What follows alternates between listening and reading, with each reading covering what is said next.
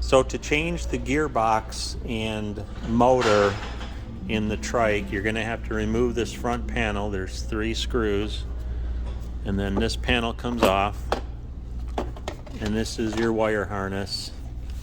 So you've got, coming off the motor, you're going to have the 3 phase wires, a blue, a green, and a yellow, that go to this junction box.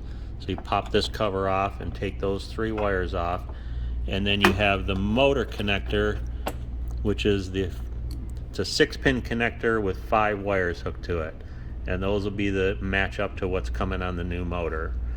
That's the only thing you have to disconnect on here, but undo the batteries first before you do any of that.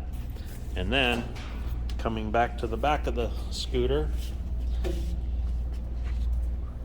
what you're going to do, this is your whole motor assembly here. So you're going to have to undo the 2 bolts on each side of the axle, that side and this side, and that'll free up the whole axle so you can move it backwards.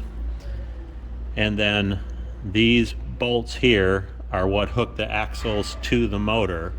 Once you undo these, you slide the axle away from the motor, and then put the new motor assembly together into these the old axles into the new motor, and then slide it back on there and hook up the wires in the front.